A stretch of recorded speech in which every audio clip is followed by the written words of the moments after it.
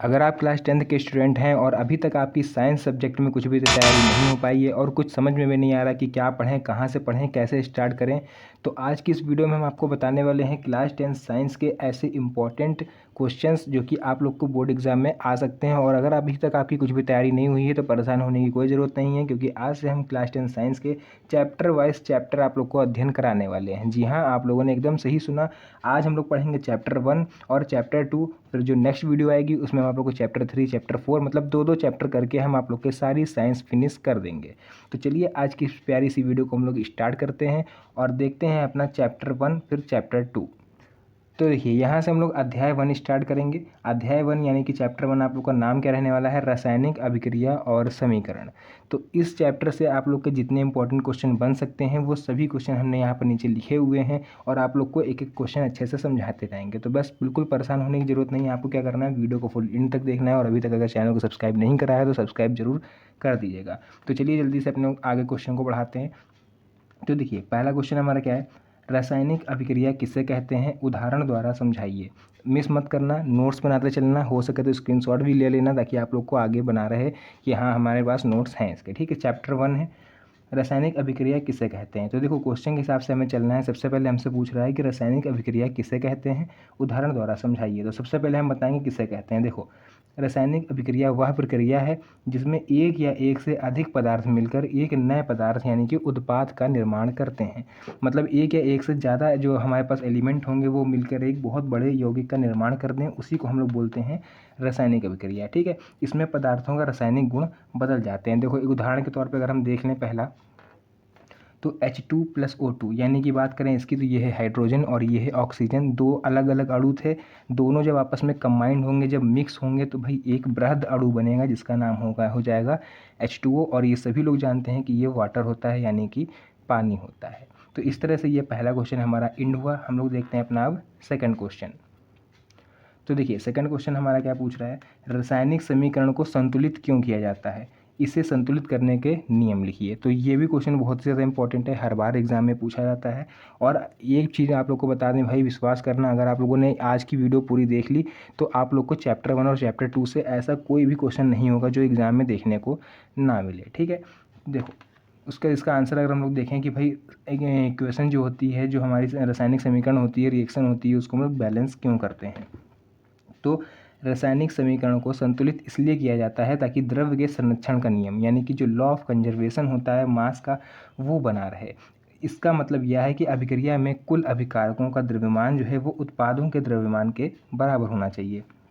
Reaction कब बनती है, जैसे इस रिएक्शन की हम लोग बात कर लें, इधर देख लो H2O2 है, इधर क्या है H2O, इधर H कितने हैं 2, इधर H कितने हैं 2, इधर ऑक्सीजन कितने हैं 2, यहाँ पर ऑक्सीजन कितना है 1।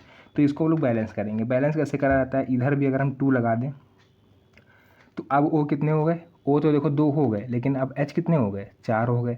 तो काम करो यहाँ पर भी 2 लगा दो, तो अब ये रिएक्शन हमारी पूरी तरह से बैलेंस हो गई। तो इस तरह से हम लोग कह सकते हैं कि जो अभिकारक में जितने एलिमेंट होने चाहिए उतनी ही मात्रा इधर भी होनी चाहिए, तभी हमारी जो रिएक्शन होगी वो संतुलित होगी और law of conservation of mass इसमें फिट बैठेगा। समझ में आया क्या होता है। अब हम लोग इसको पढ़ेंगे कि इसे संतुलित करने के नियम क्या होते हैं। नियम बहुत ही ज़्यादा इंपॉर्टेंट होते हैं, तो इसको ज़रूर देख लेना। उसका देखो नेक्स्ट हमारा नियम अगर हम लोग देख रहे हैं यहाँ पर संतुलित करने के, तो उसमें पूछ रहा है कि अभिक्रियाओं में प्रयुक्त तत्वों की संख्या दोनों पक्षों यानी कि अभिकारक और उत्पाद में बराबर होनी चाहिए। जैसे कि भी हमने आपको एग्जांपल थ्रू बताया, ठीक है, एग्जांपल के थ्रू आपको समझाया हमने कि जिधर हमारे H2O2 जैसे दिख रहा होगा इधर है, उतना ही H2O इधर भी है। नेक्स्ट है सबसे सरल अणु से शुरुआत करते हुए अभिक्रियाओं को संतुलित किया जाता है। सबसे छोटे और सबसे सरल अणु को आप लोग को पहले उठा लेना है, उसी को बैलेंस करके आप लोग करोगे तो पूरी रिएक्शन आपकी जो क्या होगी, बैलेंस हो जाएगी।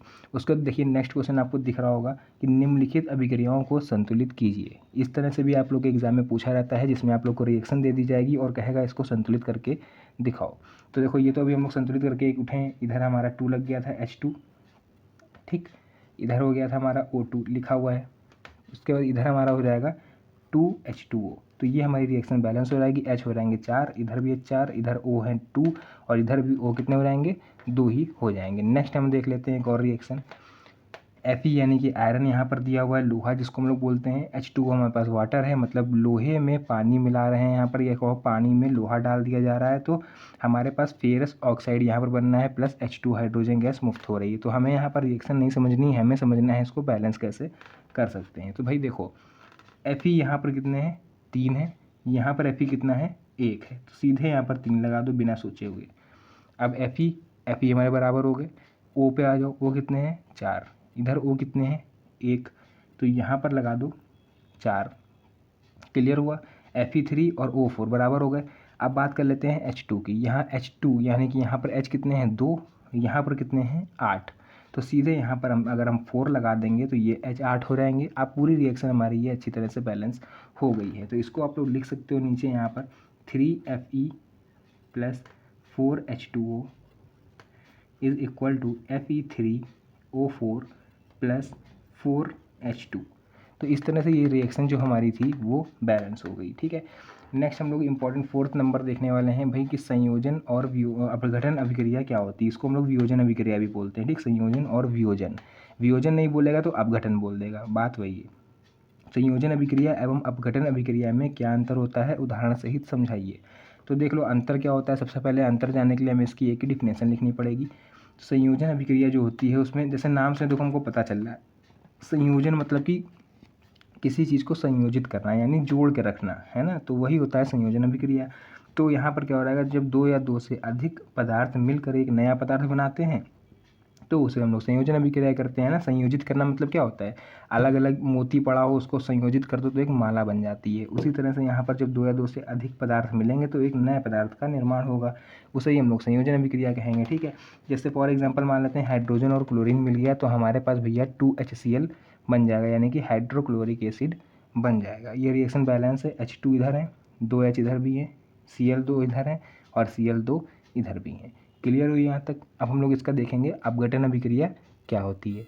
उसका हम लोग देखेंगे यहाँ अपघटन अभिक्रिया। अपघटन अभिक्रिया जैसे कि नाम से हमको पता चल रहा है, अपघटन यानी कि टूटना, अपने अणुओं में टूट जाना या फिर बिखर जाना। तो देखो इसको केमिस्ट्री की लैंग्वेज में हम लोग कैसे लिखेंगे कि जब कोई एक पदार्थ टूट कर ये 2 या 2 से अधिक नए पदार्थों का निर्माण करता है तो उसे अपघटन अभिक्रिया कहते हैं। क्लियर हुआ। उदाहरण इसका देख लो, CaCO3 कैल्शियम कार्बोनेट था, इसको तोड़ेंगे तो CaO बन जाएगा और CO2 बन जाएगा। रिएक्शन बैलेंस है, इसको आप लोग चेक कर सकते हो, 3 O इधर 1 और 2, 3 O इधर, 2 C इधर और 2 C इधर, 1 A है। इस तरह से आप लोग समझ लो। ठीक, Ca यानी ऐसे चलो कर लो, चाहे Ca इधर है, 1 C इधर 1 C इधर, तो मतलब आप जैसे भी चाहो तो यहाँ पर रिएक्शन बैलेंस है, किसी भी एंगल से आप लोग देखोगे। नेक्स्ट क्वेश्चन देखेंगे, क्वेश्चन नंबर 5, अंतः उष्मीय और उष्माक्षेपी अभिक्रियाओं में अंतर बताइए। तो देखो पहले देखेंगे हम लोग अंतः उष्मीय रिएक्शन क्या होती है। अंतः उष्मीय ऐसी रिएक्शन होती हैं जिसमें उष्मा अवशोषित होती है, मतलब एनर्जी या जो उष्मा होती है, हीट होती है, उसको ऑब्जर्व किया जाता है, कंज्यूम किया जाता है, उसी को हम लोग बोलते हैं अंतः उष्मीय अभिक्रिया। ठीक है, तो उदाहरण इसका देख लो क्या हो जाएगा, N2 + O2 यानी कि नाइट्रोजन और ऑक्सीजन मिलकर यहाँ पर NO बना रही है। तो यहाँ पर दोनों रिएक्शन को हमने दोनों ओर बैलेंस कर दिया। इस साइड वाले को बोलते हैं अभिकारक, इधर वाला होता है उत्पाद। क्लियर हुआ यहाँ तक। नेक्स्ट हम लोग देखेंगे उष्माक्षेपी अभिक्रिया क्या होती है। तो भाई ऐसी अभिक्रिया जिसमें उष्मा क्या हो, उत्पन्न हो। ठीक, उष्माक्षेपी यानी उष्मा को एक तरह से फेंक देने वाली, उत्पन्न करने वाली। तो यहाँ से हम लोग देखेंगे अभिक्रिया क्या हो, उष्मा है वो क्या हो रही है, उत्पन्न हो रही है। एग्जाम्पल देख लो इसका, CH4 लिया हुआ है यहाँ पर मीथेन और ऑक्सीजन को हमने मिलाया तो भाई कार्बन डाइऑक्साइड और H2O बन रहा है। कार्बन डाइऑक्साइड क्या है, ये अपने आप में एक हीट है, तो ये क्या है यहाँ से उत्पन्न हो रही है यानी कि प्रोड्यूस हो रही है। क्लियर हुआ यहाँ तक। अब हम लोग नेक्स्ट देखेंगे विस्थापन एवं द्विविस्थापन अभिक्रिया क्या होती है, इन दोनों में अंतर आपको बताना है। तो सबसे पहले हम लोग देख लेंगे विस्थापन अभिक्रिया। तो विस्थापन अभिक्रिया क्या होगी, वह अभी ऐसी अभिक्रिया जिसमें अधिक क्रियाशील धातु कम क्रियाशील धातु को उसके यौगिक से विस्थापित कर देती है। ठीक है, तो विस्थापन अभिक्रिया बहुत ही सरल होती है, आप लोग देख लो। जैसे कि एक CuSO4 यानी कि कॉपर सल्फेट रखा हुआ था प्लस जिंक इसमें हमने जैसे ही मिलाया तो जिंक क्या करेगा, इसके हंसते खेलते परिवार को उजाड़ देगा। CuSO4 अच्छा खासा हंसता खेलता परिवार है।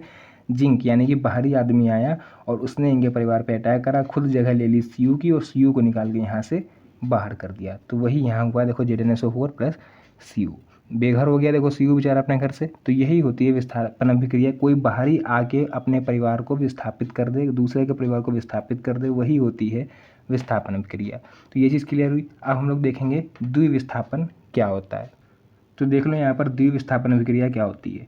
ऐसी अभिक्रिया जिसमें दो यौगिक आपस में अपने अवयवों का आदान प्रदान कर लें। जैसे किसी को कोई चीज़ पसंद आ गई, जैसे आप फॉर एग्जांपल आपके पास गेहूं है, दूसरे के पास चावल है, ठीक। लेकिन आपको चावल पसंद है और दूसरे पास वाले को जिसके पास चावल है उसको क्या पसंद है, गेहूँ। तो आपस में आप लोग एक दूसरे का आदान प्रदान कर लो कि भाई थोड़े से गेहूँ तुम हमें दे दो और थोड़े से चावल हम तुमको दे दें। तो वही चीज़ यहाँ पर है, Na2SO4 प्लस BaCl2 यहाँ पर था। अब यहाँ पर देखना है एक चीज़, इस Ba को पसंद आ गया SO4, तो Na2 ने कहा कि चलो SO4 ले लो लेकिन हमको अपना Cl दे दो। तो बस आदान प्रदान हो गया। Ba कहाँ, ये जो B है ये कहाँ आ जाएगा, NO2 की जगह, और Na2 कहाँ आ जाएगा, Ba की जगह। वही तो हुआ यहाँ पर, BaSO4 हो गया। और ये जो 2 था, ये 2 आप चाहो आगे लगा लो क्योंकि रिएक्शन बैलेंस करनी है। NaCl यानी कि सोडियम क्लोराइड यहाँ पर नमक बन गया। तो यही होती है द्विविस्थापन, यानी कि द्विविस्थापन मतलब दोनों तरफ से विस्थापन हो, अकेला नहीं। जैसे उसमें बेचारा उसका कॉपर घर टूट गया था, तो यहाँ पर ऐसा नहीं होगा। इनका कहने का मतलब अगर तुम हमारा घर तोड़ोगे तो तोड़ हम तुम्हारा भी देंगे। तो ये होती है द्विविस्थापन अभिक्रिया। नेक्स्ट हम लोग देखेंगे रासायनिक अभिक्रियाओं के 4 प्रकार लिखिए और प्रत्येक का उदाहरण दीजिए। तो भाई जो 4 प्रकार होते हैं रिएक्शन के, कौन कौन से किस प्रकार की रिएक्शन होती हैं वो आप लोग को बताना है और उसके उदाहरण भी लिखने हैं। तो जो मेन हम लोग बात कर लें, रिएक्शन 4 प्रकार की होती हैं। पहली होती है हमारी संयोजन अभिक्रिया, जो हम पढ़ के आए हैं, संयोजन और अपघटन अभिक्रिया। संयोजन क्या होती है, देख लो H2 + O2 2H2O, जो पीछे पड़ा है वही यहाँ लिख देना। अपघटन में भी वही लिख देना, विस्थापन में भी वही लिखना है और द्विविस्थापन अभिक्रिया में भी वही लिख देना है। सबका स्क्रीनशॉट मार लो और उसके एग्जाम्पल नोट कर लो। तो देखिए लगभग अगर हम लोग बात करें तो लगभग 10 से 12 मिनट में आप लोग का जो है ये एक चैप्टर है ये फिनिश हो रहा है। और आप लोग को कितनी अच्छी तैयारी चाहिए एग्ज़ाम के लिए, ठीक। इससे फास्ट कोई नहीं पढ़ा पाएगा आप लोग का। और ये अगर आप लोगों ने ये 7 क्वेश्चन पूरे कंप्लीट कर लिए हैं तो भाई आप लोग ये मान लेना कि आप लोग की तैयारी एकदम फर्स्ट क्लास हो गई है पहले चैप्टर की, ठीक है। इसमें अभी एक क्वेश्चन और इम्पोर्टेंट बचा हुआ है, वो आप लोग को बता के इस चैप्टर का एंड करते हैं, फिर हम लोग सेकंड चैप्टर पढ़ेंगे। तो अगर आप लोग को वीडियो अच्छी लग रही है यार तो वीडियो को लाइक और चैनल को सब्सक्राइब जरूर कर देना और अपने फ्रेंड्स के साथ भी इसको शेयर करना ताकि उनका भी कुछ भला हो पाए। तो चलिए देख लेते हैं अपना 8th क्वेश्चन कौन सा है। तो देखो 8th क्वेश्चन हमारा क्या है कि क्या होता है जब तांबा सल्फेट, यानी कि तांबे को यहाँ पर आप लोग कॉपर बोल सकते हो, कॉपर सल्फेट में लोहे की कील डाली जाती है, रासायनिक समीकरण देते हुए समझाइए। तो चलिए देख लेते हैं क्या होता है अगर हम किसी कॉपर सल्फेट के विलय में लोहे की कील डाल दें। तो जब लोहे यानी कि Fe की कील तांबा सल्फेट यानी कि कॉपर सल्फेट के विलयन में डाली जाती है तो लोहे की कील तांबे को विस्थापित कर देती है और तांबा धातु के रूप में जमा हो जाता है। उसी को बोलते हैं जंक लग गई, ठीक है। तो वही इसी कारण होता है कि एक दूसरे को लोग स्थापित कर देते हैं। तो देखो Fe लोहा क्या करेगा, कॉपर सल्फेट के विलयन में जैसे ही डाला गया कील, ये मान लो लोहे की कील है, ये विलयन है कॉपर सल्फेट का, तो जैसे ही ये कील कॉपर सल्फेट विलयन में डाली गई तो FeSO4, देखो यहाँ पर कौन सी रिएक्शन लग रही है, अभी पीछे हम लोग पढ़ के उठे हैं। Fe ने क्या करा, Cu का घर तोड़ दिया। यहाँ पर देखो FeSO4 प्लस Cu को भगा दिया कि चलो निकलो यहाँ से। तो आप लोग कमेंट सेक्शन में जरूर बताइए कि यहाँ पर रिएक्शन कौन सी लग रही है ताकि हमें पता चल पाए कि कितने बच्चे यहाँ पर मन से पढ़ाई कर रहे हैं। क्लियर हुआ। तो चलिए इसी के साथ हमारा अध्याय 2 यानी कि अम्ल, क्षार और लवण स्टार्ट हो चुका है। इसका पहला क्वेश्चन आप लोग देख लीजिए क्या है, अम्ल और क्षार की परिभाषा उदाहरण सहित समझाइए। अम्ल और क्षार क्या होता है इसकी परिभाषा उदाहरण सहित देख लो। तो देखो भैया अम्ल क्या होते हैं, ऐसे पदार्थ जो जल में घुलकर H+ आयन दें। सिंपली आप लोग को डिफिनेशन लिख देनी है क्योंकि बहुत ही सिंपल शब्दों में आप लोग के लिए लेकर के आए हैं। जहाँ पर H+ आयन मिल रहा है लिख देना वो अम्ल है। उदाहरण की बात कर रहे हैं तो HCl H2SO4, अगर इस HCl को हम लोग तोड़ें तो H+ में टूटेगा और Cl- में टूटेगा। तो देखो H+ मिला हमको, ये क्या हो गया, अम्ल हो गया, ठीक। क्षार देख लो, ऐसे पदार्थ जो जल में घुलकर OH- आयन दें वे भैया होते हैं क्षार। जैसे कि आपको ये NaOH और KOH दिख रहा है, अगर हम लोग यहाँ पर इस NaOH को तोड़ दें, NaOH को अगर हम लोग तोड़ें तो Na+ निकलेगा, OH- निकलेगा, इसी तरह से K+ निकलेगा, OH- निकलेगा। तो हमें क्या मिल रहा है, OH- आयन मिल रहा है। तो ये हो जाएगा हमारा बच्चों क्षार। क्लियर हुआ। चलिए हम लोग देख लेते हैं अपना सेकंड क्वेश्चन। नेक्स्ट क्वेश्चन हमारा है, नींबू का रस खट्टा क्यों होता है, इसमें कौन सा अम्ल पाया जाता है। तो ये देख लो, तो ये 3 नंबर में कभी कदार पूछ लेता है कि नींबू का रस खट्टा क्यों होता है। वैसे भी आप लोग को बेसिक जनरल नॉलेज के लिए जानना ज़रूरी है।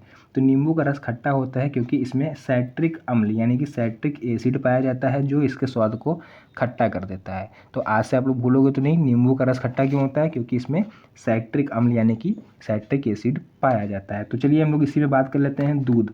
तो दूध में भाई कौन सा एसिड पाया जाता है, चलो नींबू में तो साइट्रिक एसिड पाया गया, दूध की अगर हम लोग बात करें तो दूध में कहीं पे आप लोग नोट कर लो, दूध में लैक्टिक एसिड पाया जाता है। ठीक है, लैक्टिक एसिड। क्लियर हुआ। नेक्स्ट हम लोग देख लेते हैं अब पीएच मापांक क्या है, इसका महत्व क्या है। तो भाई देखो बिल्कुल ध्यान से पढ़ना, अगर केवल मज़े के लिए पढ़ रहे हो तो इसको भाई आप लोग वीडियो को तुरंत छोड़ दो। ऐसे बच्चे जो सीरियस है अपनी पढ़ाई को लेकर के और आप लोग चाहते हो कि एग्ज़ाम में अच्छे नंबर आएँ, तभी आप लोग इस वीडियो को कंटिन्यू करना, क्योंकि वीडियो में बहुत ही ज़्यादा मेहनत लगी है, आप लोग को बहुत ही अच्छी तरह से समझा रहे हैं, जितना हमसे हो सकता है, जितना बेस्ट तरीका हो सकता है हम रिसर्च करके लाते हैं आप लोग को कैसे समझा पाएँ। क्वेश्चन इतने सरल शब्दों में लिखे हैं आप लोग के लिए। तो भाई आप लोग थोड़ी सी मेरी मेहनत को देखते हुए एक बटन तो दबा ही सकते हो सब्सक्राइब का, तो सब्सक्राइब जरूर कर लेना यार, क्योंकि इसमें आप ही लोग का फ़ायदा है भाई। आप लोग अगर सब्सक्राइब करके रखोगे तो जैसे ही हम कोई भी अदर वीडियो डालेंगे तो आपके पास नोटिफिकेशन आ जाएगा कि भाई वीडियो पड़ गई है, तो आप जब चाहो जब फ्री हो तो वीडियो को आके फ्री में आराम से देख सकते हो। ठीक, तो देखो पीएच मापांक क्या होता है। पीएच मापांक यानी कि पीएच स्केल। पीएच मापांक एक ऐसा पैमाना होता है जिसमें किसी विलयन की अम्लीयता या क्षारीयता की माप करी जाती है ना। पीएच स्केल वही तो होती है जिसमें 0 to 14 नंबर लिखे होते हैं, है ना। तो चलिए हम लोग इसका महत्व देख लेते हैं, फिर आपको बताएंगे कि अम्ल क्षार क्या होता है और कैसे लिटमस पेपर पर उसको टेस्ट करते हैं। तो पहले पीएच में इसका महत्व पूछा था, पीएच मापांक का, तो महत्व देख लो क्या है। कृषि में मिट्टी की उर्वरता मापने में कई जगह अगर आप लोगों ने देखा होगा ज़मीन जो बंजर होती है वहाँ पर अगर खेती करी जाती है तो किसान भाई लोग जो होते हैं वो मिट्टी का एक नमूना लेकर के जाते हैं, सैंपल लेकर जांच करवाने कि भाई मिट्टी हमारी उर्वरक है कि नहीं। तो वहाँ पर वो लोग इसी तरह से टेस्ट करते हैं, पीएच मापांक में मिट्टी को डालेंगे और ये जांच करते हैं कि ज़्यादा क्षारीय तो नहीं है कि पता चला फसल हो ही ना, ये ज़्यादा अम्लीय तो नहीं है। ठीक, तो इस चीज़ की जांच करी जाती है। नेक्स्ट है शरीर में विभिन्न अंगों के सही कार्य करने के लिए भी सही पीएच आवश्यक है। तो हमारे शरीर में कई पार्ट ऐसे होते हैं जहाँ से एसिड निकलता है और बेस भी निकलता है, तो इसके लिए जो पीएच पे मापांक है वो आवश्यक होता है कि किसमें क्या निकल रहा है। पीने के पानी का पीएच मान जो है वो 7 होना चाहिए, आपको पता होगा। चलिए अब आप लोग को हम बता देते हैं, अगर 7 से ऊपर जा रहा है 8, 9, 10, 11 तो वो हमारा हो जाता है बच्चों बेस यानी कि क्षार। 7 अगर पूरा एग्जैक्ट 7 है तो वो हो जाएगा न्यूट्रल यानी कि उदासीन, जिसको आप लोग पी सकते हो, टच कर सकते हो, खा सकते हो। 7 से ऊपर वालों को आप लोग इतना नहीं खा सकते हो, मतलब एक लिमिट तक रहना चाहिए, जैसे 8, 9 है तो आप लोग उसको खा सकते हो, स्वाद में बता सकते हो। लेकिन अगर ज़्यादा ऊपर हाई जा रहा है, 12, 13 क्रॉस कर रहा है तो आप लोग उसको नहीं खा पाओगे। ऐसे ही एसिड का भी होता है, अम्ल का अगर 5, 6 तक है तो आपको उसको खा सकते हो, उससे कम होता है तो आप लोग उसको नहीं छू पाओगे। लेकिन जो शुद्ध पीने का पानी होता है उसका जो पीएच मान होता है वो 7 होना चाहिए, तभी वो पानी शुद्ध माना जाएगा और पीने योग्य माना जाएगा। नेक्स्ट क्वेश्चन आप लोग देख लो, अम्ल क्षार एवं लवण का दैनिक जीवन में क्या उपयोग होता है। तो चलो अम्ल एसिड जो होते हैं, सिरका आप लोगों ने नाम सुना होगा जिसको हम लोग बोलते हैं एसिटिक एसिड। तो सिरका का उपयोग हमारे घर में होता है, सभी लोग जानते होंगे खाने में। क्षार यानी कि जो बेस होता है, जैसे कि साबुन हो गया, साबुन का उपयोग सफाई में करते हैं। NaOH यानी कि सोडियम हाइड्रोक्साइड इसको बोलते हैं। उसके बाद लवण यानी कि सॉल्ट क्या होते हैं, खाने का नमक जैसे कि NaCl, तो ये भी एक तरह का सॉल्ट होता है, नमक जिसको हम लोग बोलते हैं NaCl यानी कि सोडियम क्लोराइड। तो इस तरह से हमारे ये 4 जो क्वेश्चन थे इंपॉर्टेंट वो फिनिश हो गए हैं। अभी 4 क्वेश्चन और बचे हुए हैं, पूरा देख के जाना और अपने जो साइंस है ना भाई उसके स्टार्टिंग के 2 चैप्टर की टेंशन ख़त्म कर देना अगर आप लोगों ने ये वीडियो पूरी देखी है तो। अभी और आप लोग को मिलने वाले हैं चैप्टर 3, चैप्टर 4 और जितने भी चैप्टर आपके बचे हुए हैं सब हम 2-2 करके पूरा निपटा देंगे। PDF अगर आपको चाहिए तो आप लोग कमेंट सेक्शन में बताइएगा, तो हम आप लोग को PDF भी इसका प्रोवाइड करा देंगे नेक्स्ट वीडियो में। तो चलिए देख लेते हैं अपना इंपॉर्टेंट 5th क्वेश्चन। नेक्स्ट यहाँ पर पूछ रहा है कि अम्ल वर्षा क्या होती है, इसके प्रभाव क्या होते हैं। तो अम्ल वर्षा आप लोगों ने नाम सुना होगा, क्या होती है अम्ल वर्षा। जब SO2 और NO2 जैसी गैसें वायुमंडल में जल वाष्प के साथ मिलकर अम्लीय वर्षा कराती हैं तो इसे ही अम्ल वर्षा कहते हैं। तो बड़े कारखानों में आप लोगों ने देखा होगा जहाँ पर SO2 और NO2 जैसी गैसों का फॉर्मेशन होता है, या फिर हमारे वायुमंडल में भी ये पाई जाती हैं। तो यहाँ पर SO2 यानी कि सल्फर डाइऑक्साइड और NO2 यानी कि जो NO2 होती है हमारी नाइट्रस डाइऑक्साइड, इस तरह से इसको बोलते हैं। ठीक, NO2 होती है नाइट्रोजन। तो ये जो गैसें होती हैं ये हमारी हीट होके या फिर वायुमंडल में जो उपस्थित होती हैं ये जल वाष्प यानी कि जो भाप निकलती है समुद्र से जिससे बादल बनता है, उसी के साथ मिल करके बादल में चली जाती हैं। और जो पहली बारिश होती है, इसीलिए बोला जाता है कि कभी अगर मानसून की पहली बारिश हो रही है तो आपको उसमें नहीं नहाना चाहिए, क्योंकि उसमें लगभग अगर 60 से 70% तक एसिड होता है, ठीक। इसीलिए उसमें नहीं नहाना चाहिए, शरीर पर दाने निकल आते हैं। तो जो पहली बारिश होती है उसमें आप लोग समझ लो अम्ल की वर्षा हो रही होती है, एसिडी रेन होती है वो, ठीक। इसीलिए पहली बारिश में नहीं नहाते हैं। आज कारण पता चल गया। तो देख लो, इसे ही हम लोग क्या बोलते हैं, अम्ल वर्षा बोलते हैं। नेक्स्ट हमारा हो जाएगा प्रभाव, इसके क्या क्या हो सकते हैं, क्या क्या साइड इफ़ेक्ट होते हैं। पेड़ पौधे और फसलें नष्ट हो जाती हैं। अगर ये पानी ज़्यादा देर तक बरसता रहा तो इसका साइड इफ़ेक्ट पेड़ों पर भी होता है। पेड़ पौधे बेचारे सूखने लगते हैं, आप लोगों ने देखा होगा। और जो फसलें होती हैं वो भी धीरे धीरे सूखने लगती हैं, जड़ उनकी ख़राब होने लगती है। वो किसके कारण होता है, अम्ल वर्षा के कारण ही होता है। नेक्स्ट है जलाशयों का पीएच मान जो होता है वो कम हो जाता है, जिससे जलीय जीवन प्रभावित होता है। अगर पीएच मान कम हो जाएगा तो एसिड और ज़्यादा हो जाएगा, जिससे बेचारे जो जलीय जीव हैं जैसे कि मगरमच्छ हो गया या फिर मछली हो गई, तो ये सब कछुए हो गए, ये सब धीरे धीरे ख़त्म होने लगते हैं। नेक्स्ट हमारा क्वेश्चन है, क्षार और अम्ल की अभिक्रिया से लवण कैसे बनता है, उदाहरण सहित समझाओ। तो अम्ल और क्षार की अगर हम लोग रिएक्शन कराएं तो कैसे सॉल्ट बन जाएगा वो हमें यहाँ पर बताना है। तो अम्ल और क्षार की अभिक्रिया से लवण और जल का निर्माण होता है, जिससे हम लोग उदासीनीकरण अभिक्रिया कहते हैं। ये न्यूट्रल होती है, देखो तभी हम लोग नमक को आराम से खा पाते हैं। तो उदाहरण देख लो, HCl यानी कि हाइड्रोक्लोरिक अम्ल को और सोडियम हाइड्रोक्साइड को हम लोग मिलाएं। हाइड्रोक्लोरिक क्या है, H+ में टूटेगा, Cl- में टूटेगा, तो H+ यानी कि ये अम्ल है, एसिड है। Na+ में टूटेगा, OH- में टूटेगा, तो इसका मतलब ये क्या है, बेस यानी कि क्षार है। तो देखो अम्ल और क्षार मिल करके सॉल्ट का निर्माण कर रहे हैं, यही हमारा क्वेश्चन भी था। तो NaCl देख लो यहाँ पर क्या हुआ, Na उठ के कहाँ रहेगा, H की जगह पर, और ये H कहाँ रहेगा, इस H के साथ मिलकर H2O बना लेगा। क्लियर हुआ, NaCl + H2O। 7th क्वेश्चन देख लो, लिटमस पेपर और अन्य सूचक अम्ल व क्षार की पहचान में कैसे सहायक होते हैं। तो लिटमस पेपर जो होता है वो अम्ल और क्षार की पहचान करने का एक प्रमुख सूचक है। सबसे ज़्यादा यूज़ इसी का किया जाता है अम्ल और क्षार की पहचान करने में। तो जो अम्ल होता है वो क्या करता है, लिटमस पेपर को लाल कर देता है। अगर आप लोग नीले लिटमस पेपर को डालोगे तो अम्ल में, तो वो नीले को लाल कर देगा। और अगर क्षार होगा तो वो लाल आप लोग लिटमस पेपर डालोगे तो वो नीला कर देगा। क्लियर हुआ। या फिर कोई रंग नहीं है अगर लिटमस पेपर का, तो आप लोग डालोगे तो लाल हो गया तो समझ लेना एसिड है, नीला हो गया तो समझ लेना बेस है। क्लियर। जो अन्य सूचक होते हैं जैसे फिनोल्फ्थलीन से भी हम लोग चेक कर सकते हैं, और मेथाइल ऑरेंज से भी हम लोग उसको चेक कर सकते हैं या फिर जांच कर सकते हैं कि जो हमारा अम्ल है, जो हमारा लिक्विड है, वो एसिड है कि बेस है। नेक्स्ट है बेकिंग सोडा और वाशिंग सोडा यानी कि धावन सोडा के रासायनिक नाम व उनका उपयोग बताइए। तो नाम से ही पता चल रहा है, देखो बेकिंग सोडा यानी खाने वाला, वाशिंग सोडा है, धावन सोडा जिसको हम लोग बोलते हैं हिंदी में, यानी कि कपड़े धोने वाला। तो देख लो अपनी लैंग्वेज में इसको कैसे लिख सकते हो। बेकिंग सोडा क्या होता है, जिसका फॉर्मूला होता है सोडियम बाइकार्बोनेट यानी कि NaHCO3 का उपयोग बेकिंग यानी खाना बनाने में, बेकिंग मतलब कुछ भी बनाने में, ठीक है, दांत साफ करने के पेस्ट में यानी कि जो टूथपेस्ट होता है उसमें, और जलने पर लगाई जाने वाली दवाइयों या फिर औषधियों में किया जाता है। जो व्यक्ति जल जाता है, झुलस जाता है, तो हॉस्पिटल जाते हो आप लोग या फिर ट्यूब ऑइंटमेंट वगैरह लगाते हो तो उसमें बेकिंग सोडा ही यूज़ करा जाता है। नेक्स्ट हमारा है धावन सोडा। क्या होता है, यानी कि जो हमारा वाशिंग सोडा है, इसका फॉर्मूला होता है सोडियम कार्बोनेट यानी कि Na2CO3। इसका उपयोग कपड़े धोने में और पानी की कठोरता को दूर करने में किया जाता है। तो इस तरह से बच्चों हमारे जो 8 क्वेश्चन थे वो इस चैप्टर के भी 8 क्वेश्चन खत्म हुए। तो अब आप लोग बोल सकते हो हमारा चैप्टर 1 और चैप्टर 2 जो था वो पूरी तरह से फिनिश हो चुका है। जिस भी बच्चे ने इन दोनों चैप्टर की वीडियो यानी फुल देखी है और अभी तक आप इस वीडियो को देख रहे हो, तो भाई यकीन मानो कि एग्ज़ाम में एक नंबर भी इससे अलग नहीं आएगा। चैप्टर 1 और चैप्टर 2 से पूरा पेपर आप लोग का इसी में फंसेगा, ये 100% गारंटी है। तो चलिए आज की इस प्यारी सी वीडियो को हम लोग यहीं पर एंड करते हैं। अभी तक अगर आप लोगों ने चैनल को सब्सक्राइब नहीं करा है तो चैनल को सब्सक्राइब जरूर कर लीजिएगा, ताकि आने वाली वीडियो का नोटिफिकेशन आपके पहले सबसे पहले पहुँच पाए। तो चलिए आज की इस वीडियो को यहीं पर एंड करते हैं। मिलते हैं नेक्स्ट वीडियो में एक और अच्छी इंटरेस्टिंग मज़ेदार वीडियो के साथ। तब तक के लिए धन्यवाद। जय हिंद।